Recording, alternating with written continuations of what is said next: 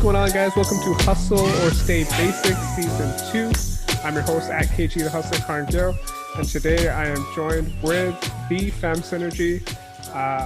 The creators of the group is Komal and Noor. I have both of them here. Thank you so much for being voluntold to come on this podcast. I'm super excited to learn a little bit more about what you guys do, and I'm sure some of our listeners will as well. If not all of our listeners, they should be super excited. So I don't know who to start with. I see like Komal on the left of me and Noor below there. So I'll start with like Komal and Noor. You guys can take that. Like, why did you guys start this group? Noor, do you want to take it and I'll add to it? Sure. So Komal and I actually met at a networking event about, I would say, a year ago now, Komal? Yeah, a year ago. Yeah, Okay. And we're very passionate about rights of women empowerment issues, and also we are creative individuals, and we thought that, hey, let's join forces or synergize together and bring our own little expertise and create a community platform where women feel like they can thrive and they can learn from one another and just be the best that they can be, right? So that's how we came together. Yeah. Cool. Just to kind of add to that, so actually when I remember Noor was the one that actually approached me for the idea, and she was like, what do you think about this? And I was like, that's actually really interesting, because I was actually thinking of the same thing, but I'm like more of a risk averse person. Noor is definitely more of like the ambitious, like, let's just do it, whatever, we'll figure it out kind of person. Yeah. So like, I was like, you know what? I've been thinking about this for the past 2 years, but I've never actually just gotten to it, because I'm like, oh, but like this, and this, I don't have time, like whatever. So I feel like Noor was like the push, and then like it was like our vision together, and it was just like crazy, like how the timing just worked out perfectly. Yeah. No, that's awesome. You always need like sometimes you need a yin to a yang to kind of push you and make you feel uncomfortable and do things like that. Personally, I've already gone through many experiences like that with I had like many podcasts in the past where I had people, and then I think for me, I just said, okay, they've all failed, and now it's on me to kind of just do it on my own. And I'm totally hoping your stuff doesn't fail. Like, that's not what I'm implying at all. But I kind of actually want to read the bio on your Instagram account, which is at the Fem Synergy, which is like FEMSYNERGY with a "the" in front of it. And it says, empowering women to synergize their collective power to help each other in both work and life. So you said work and life, and I noticed some of your posts, some are more like how you deal with life and some are more attributed to work. So what are you guys doing in terms of like helping from the work perspective? Yeah, so I think like the idea behind it was because a lot of the platforms that we see, they either only focus on work or only focus on like personal life. So I feel like especially now, given the pandemic, it's like increasingly more important, like those professional and personal boundaries are kind of blurring out. So it's important to kind of consider both aspects of it. For the work side, I think the content that we focus on is like breaking into certain careers. So we have content related to like, let's say med school or like grad school or doing applications. And then the personal is like things like, how do you show up authentically in a particular space, or like, what about work-life balance? We actually had a panel on like kind of how the pandemic is specifically affecting working women and working mothers, and then what the future of like women look like in the workplace, right? So really having conversations around that. And like my wife and I have thought about it as well. Like, if we had kids, what would we do? How would we handle it? And I see like a lot of managers at my current company that I work at, where the kids are running around and they're like, sorry, excuse me. It's tough. It's really tough. So I think it's really cool that you're bringing both the life and the work aspect to your page. Yeah, I think like just kind of going back to that, because when we look at our lives, like in my head, I'm thinking of both my personal and professional problems. So then why is it that we separate those so much? Like, why is it that we show up so different professionally, but then personally we might be a completely different person? I think like personally, I think those like we should just be like, although yeah, not everyone at work needs to know what's happening at home at all times. Sure, there needs to be a little bit of boundary, but I think it's important for us to kind of break down those boundaries a little bit, so then we're just more authentic as people, right? I think, Yeah. like, I personally think, yeah. Yeah. You might want to add to that. I'll just jump in anyways, but I think like my work that I work at right now, they always encourage you to bring your authentic self to work. And like you said, you can't bring your 100% authentic self to work, because I feel like that's a little too much maybe. I think everyone has stuff they just want to keep between work and life. But yeah, I think workplaces that encourage that are super cool. And I think it's super cool that your group itself encourages that as well. I've noticed it with your posts and stuff. And like one of the things I actually noticed with your posts that like is a huge compliment is your post looks sick. Like the graphics look sick. Every post that you guys put up looks so nice. Thank That's you. all Komal. That's all Komal. It's her design expertise. And also, we have Arsh on our team. She's also a designer. She does great work as well. Okay, so you got like 2 designers. Okay, I was feeling really bad about myself. I'm like, how did he think of like these unique ideas on like how to make a nice post and where to put stuff in it? My stuff is just like one circle and like just some writing. I wouldn't feel too bad about it. Like we both I do design like professionally as well. So like we both have learned design. So I wouldn't feel too bad about it. Yeah, like I met one of my buddies, Vivek, who's a photographer, and he actually designed the HustleorStayBasic logo, which I would never be able to do. He's a photographer and a UI UX designer. Nice. So he designed a couple of my posts, but then like I've just been copying and pasting those posts really and just applying it for everything. But I like how all of your posts are different and unique and still very appealing to the eye. That's great to hear. Yeah, I guess my next question would be more so on the page is like, what's your end goal for the page? What do you guys foresee yourselves doing with this group? Yeah. Noor, do you want to take that? It's okay. You can go. Noor is like deferring the whole time. Yeah, because like I don't know when my internet's gonna give up, so I'm like I don't want to leave like the message midway. No, give it a shot. Give it a shot, and then if you drop off, then Komal can just take over. Okay, yeah. So honestly, like where I see Fem Synergy going in like I guess like next 5 years is to be that one shop stop where individuals feel like they can be their authentic selves. That's huge for us. And also develop their skills. So as you can tell, like our team is very interdisciplinary and multi-skilled. I do not have a design background. I have a very information security, financial services background. But nonetheless, like I am interested in content building and creating a digital space, right? So someone who has these like non-traditional, non-tech skills that they can come here and learn and develop themselves and meet their professional and personal goals. Yeah, just to kind of add to that, I think one kind of similar thing about me and Noor is like we both like when we started out of our careers, we thought we would be doing something completely different, but now we're somewhere completely different. And I think in South Asian culture, like how it's kind of told to us is that, you know, our parents kind of lay out these very linear paths. Yeah. And then I think like for both of us, like for me personally, it wasn't that like we didn't have the grades to get where we wanted to be. It's not that. It's just that like we might not wanted to pursue that at the time, right? Like maybe we have different interests, right? So I think like that's something, and like a lot of the times like people don't have this, they think like, okay, this is what I've been doing for so long, I don't really have an out. How am I gonna do this? That's too hard, right? And like I feel like I was in that space once I graduated. Like I did a science undergrad, for example, and my parents were like, oh, you should do med school, you have the grades for it. Like they were really pushing for that. And then I was like, well, actually let me take a step back and let me be like, okay, like what are my options actually? Let me talk to some people, like, because I feel like you can only be what you see, right? So I think 100%. one good, like, thing I think of that I would really want on the platform is to encourage people to really pursue their passions. And I know that sounds really cliche, but what I mean by that is like, if you don't know what that looks like, then giving them the tools to figure out what that looks like, right? Providing them with the opportunities or the network to do that. I think that's definitely one of the long-term goals that I see for the platform, like as an overall vision for it.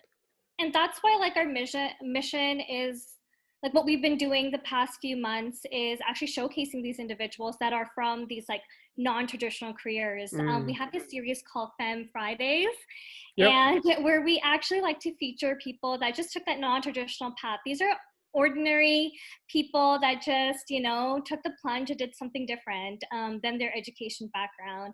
And then we have another series called Women Entrepreneur of the Week, where sometimes these individuals did not envision that they're going to be an entrepreneur, but they had this passion that they wanted to do something in the entrepreneurial space. So we like to feature them. So yeah, that's what we do. Yeah, that's like everything you said there, like from Komal and yourself, Noor, is like I'm like 100% on board. Like similar to my page as well, is like what I want to show is like you should live out your passion. And if you don't know your passion, you should definitely try things, even if they are uncomfortable, whether it's starting a podcast or writing a book or what have you. I think we're very similar in our goals in terms of like introducing people to new stories and more people out there to show them that, hey, there's, for me, I'm saying like there's the basic life and then there's like the hustle life where you actually do stuff you like doing and you actually want to hustle and grow into those roles. I've come across many people that work that 9 to 5. They absolutely hate it, but they think just like Komal was saying, they think they're trapped. They think they, you know, like this is my degree, this is what I studied, I can't do anything about that. I'd actually want to learn more about what you guys did and then what you guys are doing now, like how it separates. If you're okay to share that, I'll tell you guys myself. I studied for nuclear engineering. I had this goal in mind. I was going to work in a nuclear plant, work 25 years, get like a full pension, and just retire, like kind of like a Homer Simpson life. Because that's what I saw like every day on TV. And my parents were just like, wow, engineering, like that's amazing. Like, especially in the nuclear industry, awesome. Now I'm into financial services working as a process engineer, which is not all like engineering, like a design engineer. It's more so like dealing with people, working and coming to solutions. And I really enjoy that. And also, I love bringing you guys on and people on to share their stories. But yeah, I'd like to learn more about like what you thought you were going to do and what you did. Yeah. I guess I can go first. So yeah, I think I mentioned earlier. So I was a science undergrad and I specialized. So initially I was just like, okay, I'm going to go for med school because I wasn't really sure when I was younger. Like I was kind of like good at, I think Noor's stuck. Her face looks so funny. Okay. But I yeah, when I was younger, I was kind of good at like a lot of things. I was like, you know what, like I'm just gonna do whatever my parents like kind of pushed me towards. And at that time, that's what they're like, okay, this is a good option. And I feel like that's what I was told my entire life. So I was like, okay, I'll go for this. But then when I got to university, I realized science was okay, but I was really passionate about like psychology and neuroscience. And we could specialize in that within my program. I was like, you know what, I'm gonna go towards this specialty. And like when I started doing that, I realized like, okay, I'm not sure so much about med school. I like psychology and neuroscience, but like I don't really see myself like in med school. But then I was still pursuing it. I was still studying for the MCAT because at that point, like everyone around you, like even in science undergrads, everyone's either going for a PhD or master's or some kind of medical school, right? Like dentistry, optometry, physiotherapy, or like becoming like going to med school.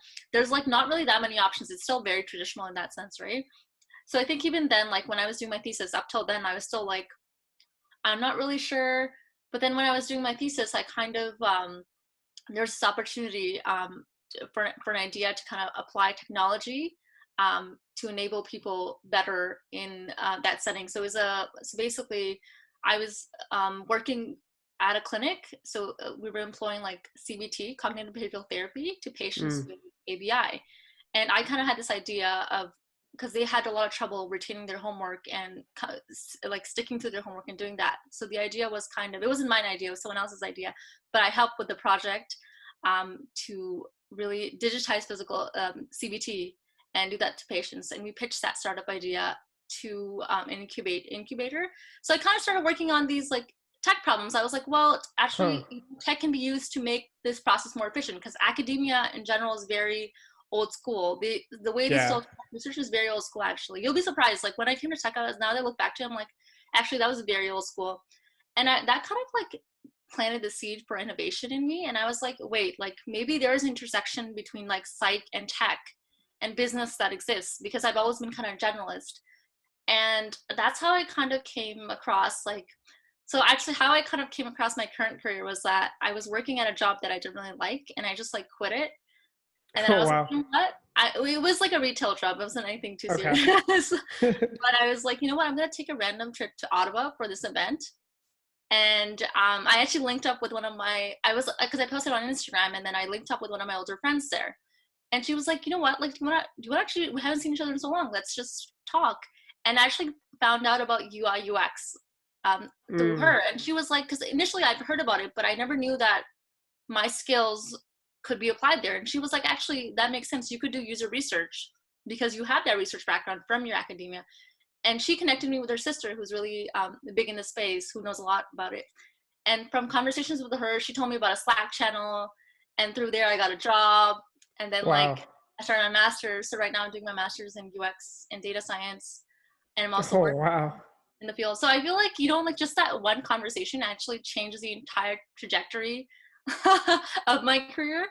So I feel like really being open to these opportunities, like talking to people, because you never know where that will take you, right? Like, I think that's kind of coming back full circle. I think that's what my vision or our vision is for Fem Synergy, right? Yeah, I'm gonna let Noor go now. No, just before Noor goes on, I think I just wanted to add a little bit to that. I think that's such a great point. Like you said, one conversation kind of changed your whole career path. I think a lot of people are afraid to even go out of their circle to have those conversations. Lucky for you, that person was actually in your circle. But like, if someone's an engineer and all they've been shown is like accounting, engineering, doctor, lawyer. Am I missing one? I think those are the traditional linear path. Yeah, accountant, right? They wouldn't know about like a UI UX designer. They wouldn't know about like a beer brewer, master brewer, or something like that. Something that might actually pique their interest. So they definitely need pages like yourself and myself to kind of make them more aware of like different people doing cool things around the community. So go ahead, Noor. You have your 5 minutes of spotlight.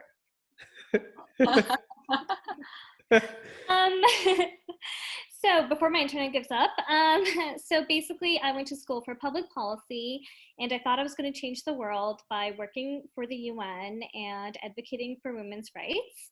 I did do an internship at a law firm, and I hated it. It was so mundane. And so I did, but then I was like, okay, whatever, right? Like, like the narrative that Komal was talking about, that, like it just seems like the natural step that you're supposed to go to law school. Mm-hmm. So I got this internship at the Ministry of Municipal Affairs and Housing, and my manager, I guess she recognized that I really like numbers and I like to do like quantitative study. So she gave me like a quantitative, like open database kind of project. And I was like, oh my gosh, I love this. And then she encouraged me to go to this hackathon. It was a legal tech hackathon. And I just met these random people, and we came up with an idea, and we won the hackathon. It was Canada's largest legal hackathon at that time. So I recognized that I actually had a knack, just like Komal, for technology. I really like the intersection of technology into like law or business.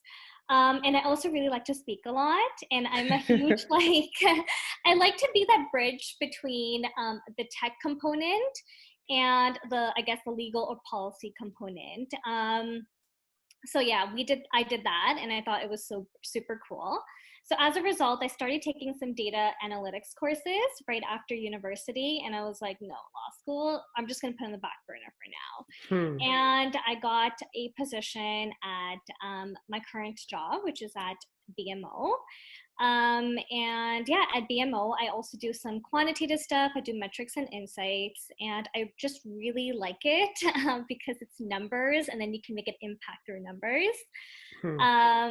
So that's how it was. It was just like someone, again, just like one conversation for Komal. For me, it was like a manager that was like, oh, she really likes this kind of like, data stuff, right? And macros. So like, let's just give it to her. And I remember like there were summer students and they would be like, hey, Noor, can you help us with Excel? I'm like, yes, I got you, right? Like I loved it that much. Yeah. And because public policy is all about like it's very qualitative, and I do like Yeah. qualitative analysis, like don't get me wrong, but I just feel like numbers have much more like influence. That's But yeah. so interesting that like you never realized that love in high school where they're pounding like calculus on you and like advanced functions and stuff like that. I think that's really different because when they're teaching it at high school, it's more like worse. It's like, you're gonna learn these numbers. There's no use for these numbers, but you will learn these numbers no matter what. I honestly always loved math too, as a kid, but I think like what Noor is talking about, like that informed decision making from data. I think that is like the key for me too. Like I loved because in my work, like we do a lot of quant analysis because it's a lot of research as well, like user research. And I personally love that, using data to make informed decisions, right? And like inform that strategic thinking. Like I think that's what it is. And I think one thing me and Noor always talk about is like in our heads, like everything is just intersectional, right? Like everything just intersects. Like data is connected to psych is connected to that. But then when I'm talking to people, I'm like, okay, I don't know how to explain it to you. Like this is all connected. Yeah. Yeah. That's in my head. So I hope it like makes sense to you too. No, it does make sense to me. I think the more you guys post, the more you guys share these stories, I think people will start to understand that too, that life is not very linear and it's okay to not live a linear life. It's not frowned upon to not live a linear life. And like, I remember very clearly, like I had a student in my class, in my first year engineering class, and he was like 30 or 32. And I was like 19 or 18. And like, I'm actually really good friends with him, but sad on me or poor, like bad on me. Like I actually judged him for that. Like, hey, like you're 32. Like, what are you doing here? This is first year engineering. Now looking back, like I think that was such a smart move on his part because he actually found his love for engineering at that age, followed through, and now he has a great job and he totally loves what he's doing. So like, I think society instills some stuff in your head like, hey, if that person still hasn't had it figured out by this point, that's not good. But really, it's like, who cares? Yeah, I think even like to add to that, I think even social media even perpetuates those timelines even more, right? Because you're seeing all these people like whatever, like right out of school with great jobs or like having their life Yeah. quote unquote figured out. Because I feel like no one really has it figured out. It's just like it's just a front. Yeah, everyone struggles with different things, right? Yeah, sorry, continue. So yeah, go ahead. Yeah, obviously, yeah, I like that social media component. I actually have an example in my own household. Someone who started their career at like in their late 30s. So my mom went to university and everything, and then she became a housewife, to raise us and so forth, like that narrative. But then at 35, she's like, I'm going to start a career and I'm going to start from the beginning. So whenever I talk to individuals, and I know Komal does too, she's like, don't be afraid to be a beginner. Like it's okay, right? And don't let society's like timelines. So okay, you're supposed to have it all figured out by 30. You're supposed to have your first kid at 30. You're supposed to have a house at like 32. So forth. Like you don't have to like fit into that mold. You can just do whatever feels right for you. Yeah, what feels right, what makes you happy. Yeah, I think at the end of the day, like everyone has different goals in life, but the biggest goal for everyone should be just happiness in general. And if you're trying something that's making you happy, whether you're 75 or 35, doesn't really matter, right? We're kind of getting short on time here. I just wanted to kind of ask you both, like, what is some advice you'd give to others? I feel like we've already heard a lot of it, but to our listeners who are either working a job they don't like or scared to take the plunge to try to do something that's their passion. Like clearly you both are working or like and still running your page and stuff. So like what advice do you guys have for them? Yeah, I can go first. I think one thing I would say is like I remember like people would just be like, oh yeah, just pursue what you're passionate about. But a lot of people, when they're stuck, they're like, well, I don't know what I'm passionate about. I'm not passionate about anything. Like, because like everyone's at different phases of their lives. And at some point, like you might be in a very dark place. Like maybe you don't know what that looks like. So what I would say is like, a lot of it is going to come from introspection, reflection of your life. Think about like maybe a few years ago, what did you like? And start with like one or two things. And if you're not sure what you're passionate about, really start with like a little bit and do a little bit of that every day. Like, let's say like take a course. Let's say if Noor was interested in data analytics, she started taking courses in it to figure out if she really liked it, right? And then I'm sure she did that for a while. Like in my case, like I'm like, okay, UX looks cool, but before doing a master's, let me take a roll up, this internship up with a startup to see if I really like this or not, right? And I did that for like 6-7 months up to like, I think 9 months to really figure out if I liked it. I was like, okay, actually, now that I've done this for a while, I can say that I truly enjoy this. So maybe I'll move forward, right? So I think it's like picking up on those things that you think, okay, these are my interests. I think, okay, there it is, it's been upgraded. And really like spending some time there. Don't just like hop around too fast, because then you're not gonna like anything. Nothing is gonna work out. Spend some time with it. And if it doesn't work out after a year or two, then be like, okay, let's move on to the next thing. This thing didn't work out. But don't let that discourage you, because even that whole part of you learning, that's you learning about yourself. Yeah. So it's a learning experience, all of it. No, that's really good advice. I'm gonna jump in before Noor jumps in. I actually dedicated myself for a year because I was like, oh, I think I'm fascinated with marketing and social media. I'm gonna do social media marketing for free for people. And I was working with a lady in the US with her company. I think I was helping like a realtor, a fitness guy. Like I was helping a lot of people, and I realized I actually hated it so much. And people offered to pay me for my service. They're like, hey, like let me pay you. Like you're doing a lot of work, and I just told them straight up no, because then I'm gonna fall into the same circle where I'm just chasing the paycheck rather than like doing what actually makes me feel happy. So I actually think I did it for probably like 6 to 7 months. And by then I was just like, I was working from like my 9 to 5, and then I was working like probably 7 to 11 on the other stuff, sometimes 7 to 2. And I was just like, I don't like this. I don't like this at all. And it's not the actual lack of sleep or the actual time I'm putting into it. It's more so just, I feel like I could be putting the same effort into myself, my own brand or my own podcast and my stuff. And I think I would enjoy that a little bit more. So that's how this whole Hustle or Stay Basic podcast actually started. But yeah, go ahead. If you guys wanted to comment on that, go ahead. Do you want to say anything, Komal? No, go for it. No? Okay. So as like Komal probably already knows, I don't know if you know Kern, but I'm a serial like networker. Like I will approach anyone if I have a question or if I think their content is cool, okay? I'd be like, oh my gosh, this is so cool. Like we should definitely have a chat about it. And my advice to people that are just like figuring it out, I was there, Komal was there, you were there, is that connect.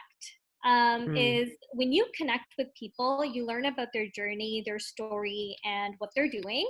And then, yes, take that step back and be like, do I resonate with this?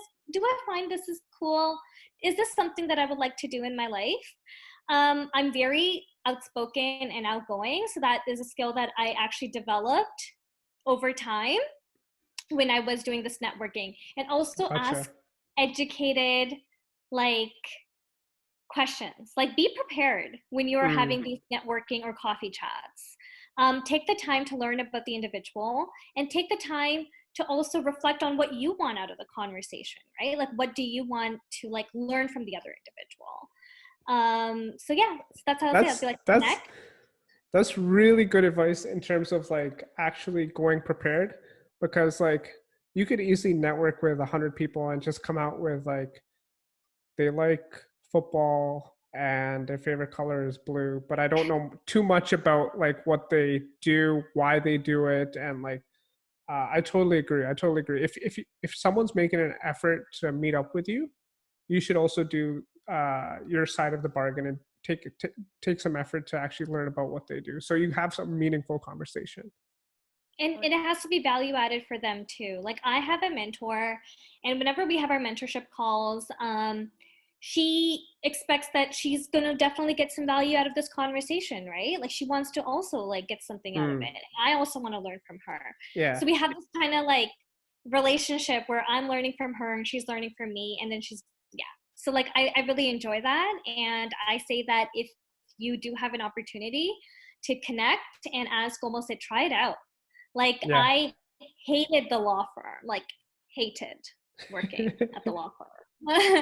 I was not cut out for that life. I'm not very detail oriented, I feel at times.